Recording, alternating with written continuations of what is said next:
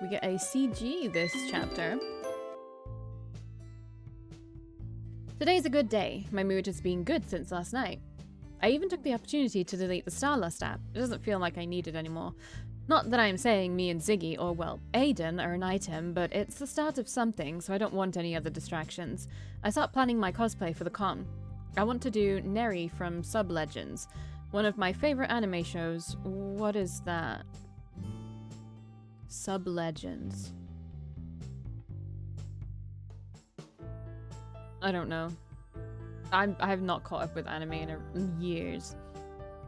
Like all these popular ones that people are talking about, like Chainsaw Man or whatever. I'm still like back in, I don't know, 2011 when I was obsessed with Steins Gate. Neri is a badass ice queen who is forced into a political marriage between her and the prince from the other warring kingdom. Doesn't sound familiar. She wears long blue robes to symbolize that she's from the country with a lot of snow and ice. The robe looks gorgeous on her, so I want to see if I can replicate it with all its intricate designs and lace.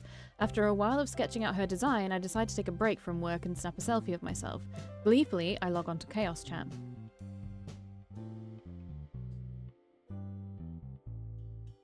It takes a while to transition. Look. I was hard at work sketching out my next cosplay. Oh, it seems Ziggy isn't online at the moment. Maybe he's still at work? Maybe someone else is online in the Hype Cube chat. Guys, I'm scared. Someone claiming to be my brother contacted me. I didn't realize you had a brother. Lol, yeah. I don't. Scam. Don't fall for it, idiot. It's a scammer, Marrow. But he's saying some stuff that is really personal. It's freaking me out. Personal? Like what? He knows which college I go to. And he knows my parents' names. I mean, isn't that public information? Don't get scammed, dude. Lol. And then he knows which ice cream I like the most. The melon one. Maybe it's thinner. Being a jerk. What the fuck? That's a stalker. I don't know what to do. He says he wants to meet up tomorrow. Don't go. We're gonna have to call the police, aren't we? Should I meet up with him?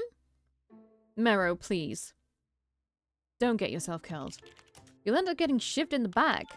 Mero, please get some common sense. You're worrying me here. But he sounds so earnest and lonely. What if it really is my half-brother I never knew about? You're a lost cause at this point, you idiot. Maybe we should call his parents and make sure he gets grounded, lol. I like that idea, lol. Wait, he says he'll drop by my place right now. What do I do? What the fuck? Just don't open the door.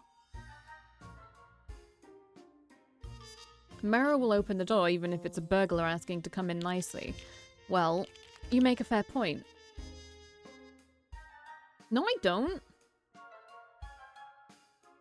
Don't open the door. Quick, Mero, tell me your parents' number. The doorbell rang. Hide. Don't open. Are your parents home? Mero, what the fuck? Is he dead? He's not responding anymore. Oh no, I'm so worried something happened to him. Please respond. Mero, what's going on?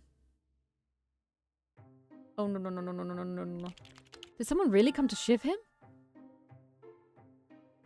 I can't handle the suspense. Mero, please come on. Someone... Mero, you're alive. Are you okay? Someone had 30 pizzas delivered to my house. Pizza? What the fuck? I am confusion. They were all paid for. I now have 30 pizzas sitting on the dining table. Guys, what do I do with this? So it wasn't your half-brother? No! Sinner's not online, come on. You're getting pranked, my boy, lol. Did they say who the pizza was from? No, they didn't tell me. LeMayo, I couldn't hold it in anymore. Dude, how can you not tell it was me this entire time? What? Wait, lol. Sinner, did you send Mero 30 pizzas? Why do you have the money for that? Pepperoni pizza, to be exact. Oh my god. Why would you do that? We were so scared for poor Mero. Sinner, did you really just pretend to be my half-brother? Yes, Lamau. Arr, I hate you. Oh, you went offline. The fuck were you thinking, Sinner? Oh, come on, it was hilarious. He got free pizza. What was up with the long-lost brother? I don't know, just something I came up with, Lamau. Anyways, anyone up for some arena? You have the attention span of a fly. Don't do me dirty, Vanan. You know it's ADHD, lol. How much did those 30 pizzas cost you? Maybe a lot. Impulse control issues. Poor Mero. It'll be fine, don't worry. He's my best mate. What's he gonna do? Ignore me? Well, yeah, I would, lol. Straight up block from me. Ouch. You wound me. Seems Mero is talking to me, let's see. I can't stand it. What did I do to deserve this? I don't know either, to be honest. Sinner just gets the most random ideas. What am I gonna do with 30 pizzas? I can give my parents a couple, but that still leaves 28. Maybe Sinner wanted you to share them with him, lol. What? You think so? I don't know. I just don't get him sometimes. Yeah, I understand that.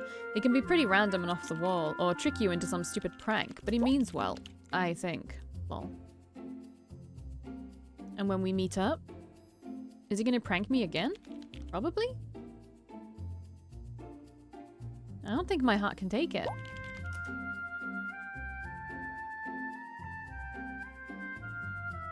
I still think you should just tell him your honest feelings. You know I can't take rejection well. You're gonna meet him in person soon. And I'm sure he'll still like you then too. Cheer up, lol. You're amazing, Mero. Aw, thanks, Fanan. Now we just need to get rid of all these pizzas. Lol. Try and see if you can give them to your neighbors. I'll try. Let's see who else has been messaging me this time. Hello, that looks great. I mean, the concept so far. Well, you look great too. Hey, but you were at work. Just got home. That's Neri from Sub-Legends, right? That's right. I love that show. She's one of my favorite characters. Even though she's not the main character. Isn't that always the case? You end up liking the side characters more than the main characters. Probably because you can relate to them more. I guess so. But I don't have much in common with being a queen, lol. You sure about that? You're definitely born to rule. In Arena, perhaps, lol. So which character do you relate to most in Sub-Legends? It's Ruko, isn't it? Lol. He's your icon after all.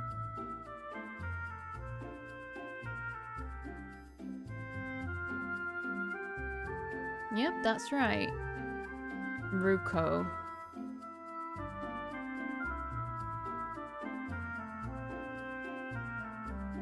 Zuko from Avatar.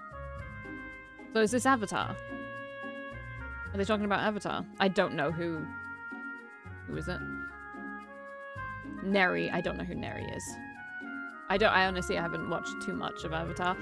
But I know Ruko, that's his name, right? Zuko? The Last Airbender. Yeah. Okay. Yep, that's right. So you favor the second prince. Neri was engaged to the first prince, who was malicious and a total warmonger. He abused his younger brother, the second prince, scarring him in his face. I think his dad did that, though, in that, maybe? Or it could be his brother? I don't know. I'm gonna Google it. Who scarred Zuko? His father, yes. Oh my god, wait, that might just be the stupid movie they made. Not the movie, the TV show that Netflix did or whatever.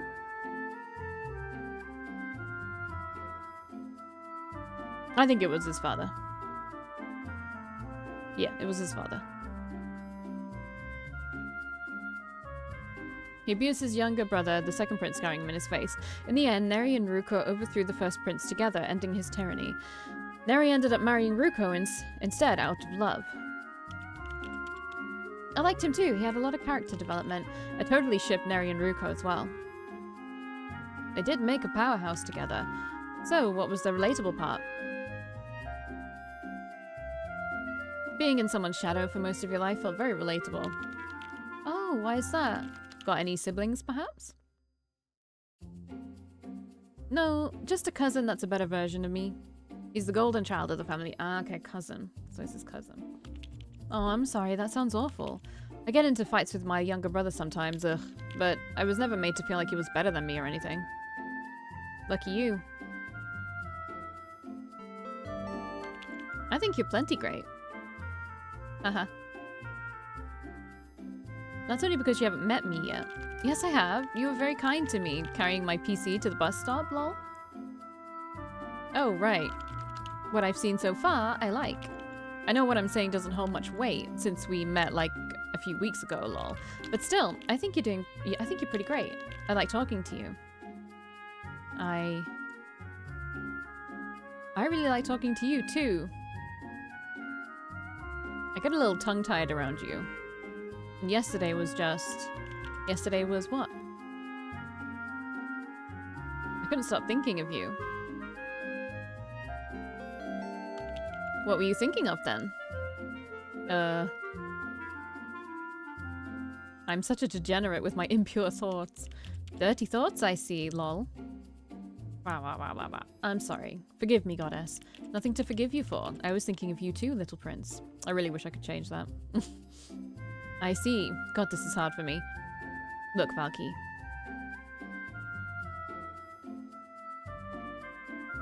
Yeah? I really like you. Is it okay to get my hopes up? Came out and said it. Even though it was quite obvious, it still makes my heart flutter in my chest to see him write it out. I know we've only known each other for less than a month, but that doesn't stop me from crushing on him. There is something that attracts me to his personality. It's hard to define.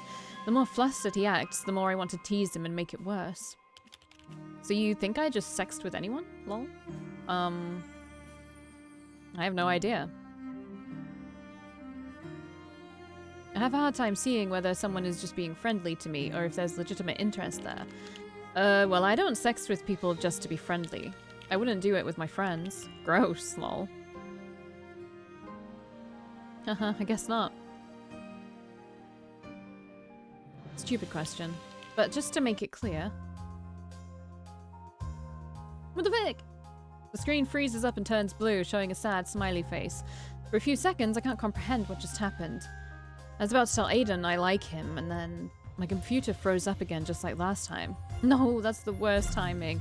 I tried to reboot it, but it's the same as before. It doesn't even turn on anymore. Ah, fuck. I cursed out loud. Use your phone to talk to him. Use your phone! Use your phone! Use your phone. And oh my god, get your brother to come around and help you out without having to take it to the store. Am I crazy? Are we there yet? I feel ridiculous carrying this around like I'm some sort of petty thief who just escaped the hardware store, Raphael complains. People are giving us funny looks. It's not my fault you look like your typical thief, I retort. Hey, you'll get your sushi later, I remind him. That seems to shut him up as Raphael starts to daydream about sushi. Finally, we arrive at the electronics store. Last night, I went on my phone and told AIDEN what happened. He deduced that the motherboard I had gotten before was likely busted as well. Sadly, he said he didn't have his shift today, so he wouldn't be able to be at the store to help me. I'm not gonna lie, I was looking forward to having an excuse to see him in person, but I guess that will come later. I have to fix this computer that keeps breaking down on me. First, bring it back to the hardware repair.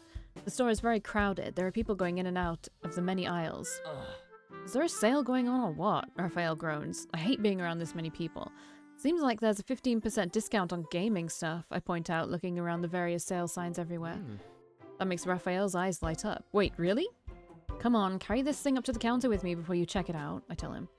Raphael and I carry the case up to the counter. Alright, see ya. I'm checking out the gaming rigs. Let me know when you're done, says Raphael before he ditches me.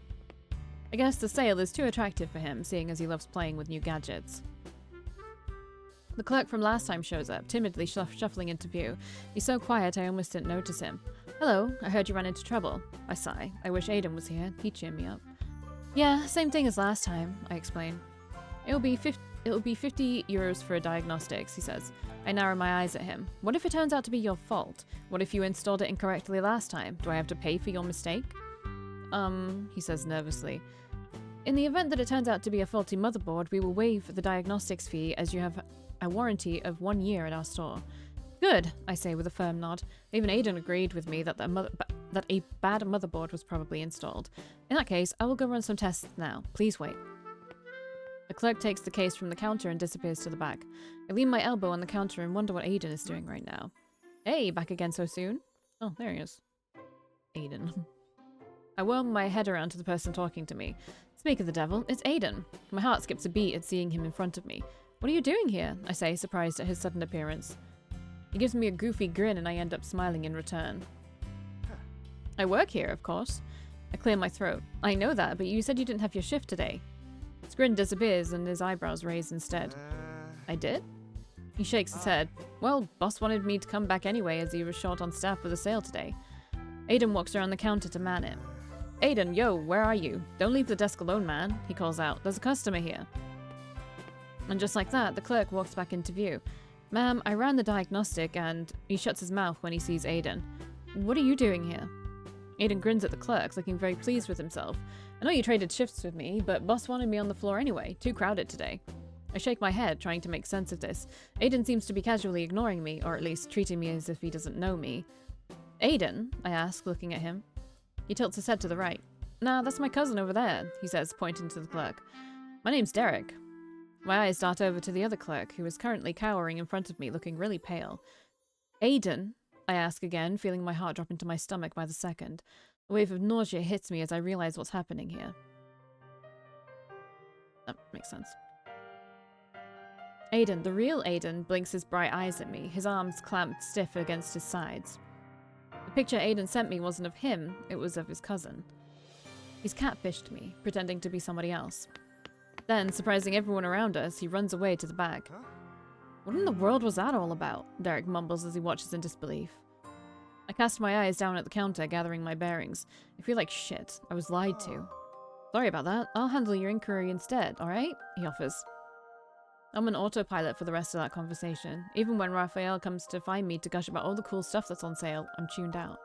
I give him some money so he can go eat at the sushi restaurant on his own, and Raphael happily accepts it, leaving me alone in the mall. He used his cousin's picture to fool me, to trick me into believing that was him. To think I was about to tell him that I liked him too, right before my computer shut down. I'm so grossed out, but most of all, I am burning with a rage so hot it could melt all the ice in the world. Aiden has to fess up for what he did and explain himself. I need answers. I have been catfished before. Twice. But I have also... if you believe this or not, I don't really care. I've had my pictures used to catfish somebody else. Yeah, that was great. I tend not to have pictures of myself up in public anymore. Not necessarily because of that one incident. It was somebody who I knew who did it. But yeah. It's sucky feeling both ways. I saunter back towards the entrance of the mall, looking down at my phone. The Chaos Chat app is open, but I'm not typing. The last thing Aiden wrote to me is that he wished me good luck tomorrow. I scroll up our old conversations, quickly moving past the one I shouldn't show in public. Wait, is that even his own... Or was that a picture of his cousin too? It makes me sick to my stomach to think that none of the pictures he sent me were of him. Just some unsuspecting cousin, not having a clue in the slightest his pictures were being used for something else. It's natural to think that, but it was probably him. I turn my phone off and sigh deeply. Then, some strange movement in the corner of my eye catches my attention. The fake plants dotted along the entrance are rustling. I narrow my eyes and see there's a person hiding behind them.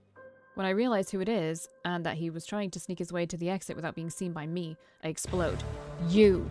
I hiss, my voice coated in venom as I brush away the foliage and reveal a hiding Aiden behind them. Eek! He yelps. He throws his hands above his head, crouched on the floor, trying to hide himself now that he's been discovered. This time around, he's not wearing his work clothes anymore. I'll have no fury. The nerve of you. How dare you? How fucking dare you? I raise my voice at him. People around us start to stare at my outburst. You better explain yourself right now, I warn him. You conniving little piece of shit. He stutters, his face extremely pale. He tries to make a run for it, scrambling to get himself off the floor and barreling through the potted plants, making quite the ruckus. He groans as he faceplants to the floor, halfway hanging over a plant he knocked over. Are you seriously trying to run from me? I huff as I hover over him. Your name is AIDEN, right? You're AIDEN? Ziggy? He awkwardly looks down on the floor, lying in a pathetic mess on top of the plant. His plan to escape failed. I lean my face closer to him, every inch of my body wanting to pummel him right now. You're Ziggy, right? I repeat, my voice laced with contempt. He averts his eyes, fixing them on the tiled floor. Yes, he finally answers. By now, a sizable crowd has gathered around us. Some of them are even asking if we're doing a skit or having a lover's spat. Not liking the prying eyes of strangers, I grab Aiden's hand and pull him up to his feet, dropping it as soon as he's upright. He's tall and lanky, but he feels incredibly small and demure in front of my tiger-like stance. We need to talk, I tell him. It's not a question. In private. Private? He gulps. We have some explaining to do, I say, glaring at him. He rubs his arms together, hugging them close to his body like he's creating a physical shield to protect himself. I try to think, where can we talk without others just casually listening in? And where yelling doesn't gather any unwanted attention? A light turns on in my head. Karaoke. People scream and sing all they want there, and there's private booths. Let's go to a karaoke box to talk. I know there's no one here at the mall. I know there's one here at the mall, I tell him. Doesn't that defeat the purpose? Aren't you supposed to sing at such a venture? He manages to procure an entire sentence this time. I groan out loud in frustration. I don't care. I just want to talk to you in private because you have a lot of things to answer for. Now let's go. But you with me in a tiny box, cramped, no space. Aiden quickly lists off. Panic. Help. Let's not blow this out of proportion. Though to be honest, it is a big deal. I am pissed. The proportion of the box isn't big enough. Aiden, shut up and come with me. I snap at him. Aiden's eyes grow wide. Yes, goddess, he says obediently. Hearing him say that leaves a nasty feeling in my stomach. Don't call me that, I warn him. Right, he mumbles. Oh, this song again. We eventually reach our destination 10 minutes later. Aiden has been following me like a puppy on a leash, always 4 steps behind me. There's an unreadable expression on my face. I can't believe this is Aiden. I still can't mentally coincide the Aiden that I met online to the Aiden that's shaking in his shoes right behind me. Did you really think they were the same person? Like, even when I, first met that Aiden, I was like, this doesn't make sense. He's, got a cocky attitude about him. It doesn't feel like the Aiden that we know online, or that I know of his personality because of the trigger warnings and stuff. I walk over to the counter and ask for a room for an hour. An hour should be long enough to talk to this liar. That'll be €15, says the man at the register. I take out my wallet and intend to take out a couple of bills before Aiden speaks up. Shouldn't I pay? He asks. I place my wallet down on the counter, snapping it closed. You know what? Yes, go ahead and pay, I tell him. It's the least he can do. Aiden slinks in front of the desk, one hand in his back pocket to retrieve his wallet. His fingers are trembling as he takes out a couple of bills. We get our room and I don't wait for him to finish before I start walking away. Aiden scrambles to catch up with me. There's a small TV, a table, and a couch. The room is cramped, as was to be expected of a karaoke booth, but I sit down on the couch anyways. My eyes travel over towards the door, and they are just about to roll backwards in my skull from seeing Aiden's behavior. Aiden, what in the world are you doing? Aiden is hugging the wall with his entire body, his face planted against the cold stone next to the door. I'm trying to become one with the wall, he says seriously. You what now? To blend in, to merge, to be the concrete. I can pretend to be a wall and feel nothing. I am immune to feelings. That's deep. And stupid. Sit down, Aiden, I say sternly. He slopes away from the wall like a snake until he settles down on the edge of the couch as far away from me as possible. His back is straight and he awkwardly rests his hands on top of his knees. I sit, he says. A sigh escapes from my lips. How am I going to start this conversation? Now, are you going to explain yourself? Or am I going to have to pry it out of you? I begin. He scratches the side of his cheeks as his lips shape into a circle, like a fish gasping for air. You'll have to be a bit more specific. I can explain to you the ins and outs of the game I'm speedrunning, for example. Stop dodging the topic at hand, I huff. Why did you lie? I say, my voice nearly a whisper. Why did you send me a picture of your cousin and pretend it's you? Did you have fun fooling me? I hiss. He throws his hands up. No, I wasn't fooling you. Then what do you call this? He starts fiddling with his thumbs. Do I really have to talk about this? I'm definitely not going to let you leave this room until you do. Isn't that kidnapping? I show him my fist. It's up to you if it's a peaceful one or not. He shrieks, leaning away from me. I put my fist down with a sigh. All right, Aiden says with a gulp. Well, go on, tell me, I say impatiently.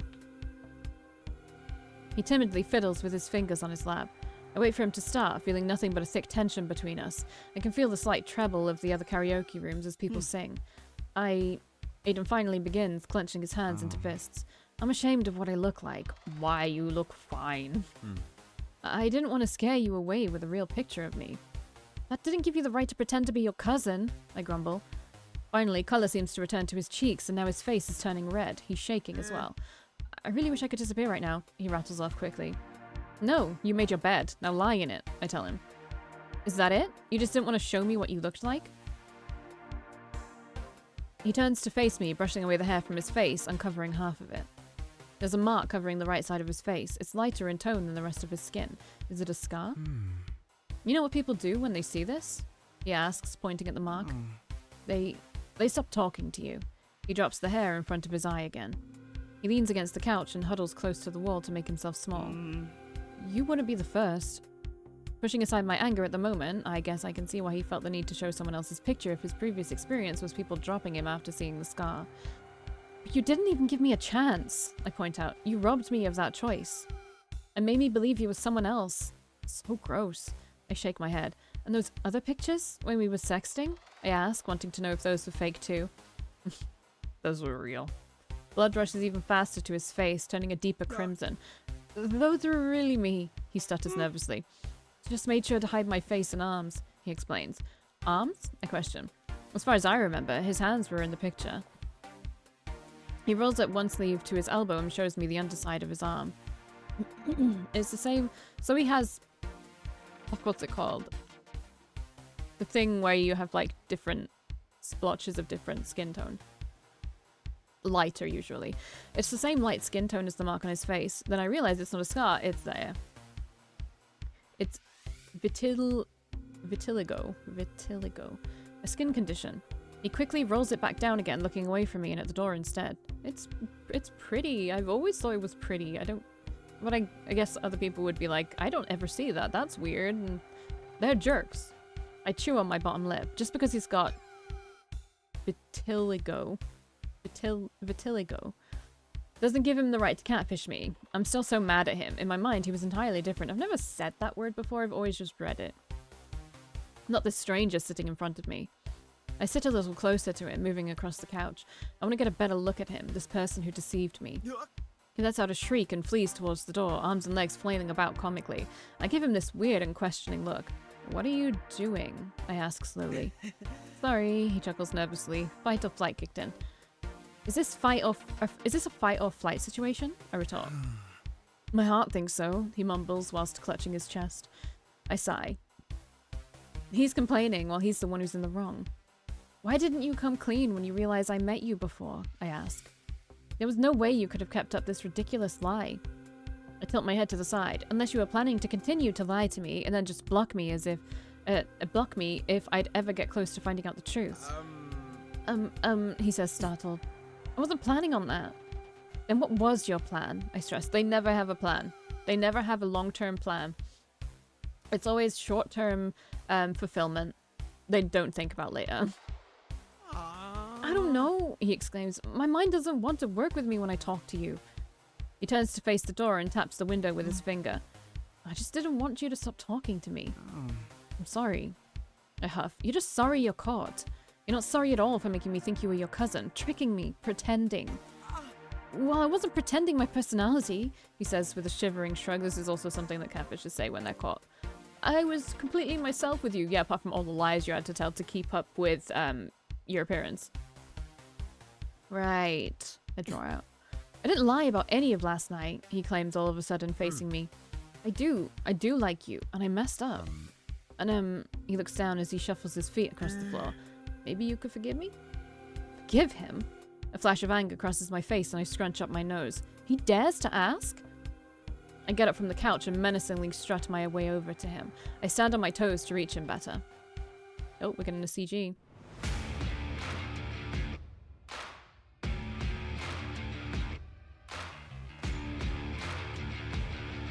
She's so hot! He backs up against the wall as I slam a hand next to him. Forgive you? Why is this music always so loud?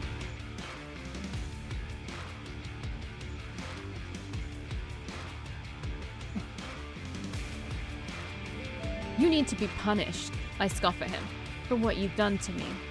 Aiden's eyes are wide and his face went pale again. Even though he's much taller than me, it is him who is cowering. You think you could just say sorry to forgive you?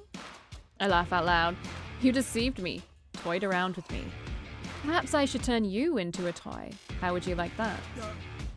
Blah, blah, blah. He stutters, unable to create a coherent sentence. What? Cat caught your tongue? I chuckle darkly. Aiden whimpers in response. I pry myself away from him with a disapproving huff. My feelings are all over the place at the moment. If you think I'll forgive you just like that, you've got another thing coming, I warn him. I then open the door, causing Aiden to flinch away from it and move aside. Say goodbye to Vanan, Ziggy. You messed up. I slam the door on my way out, feeling the fury of 1,000 suns following behind. That was hot. She was hot. And I think he liked that. I'll see you in the next one.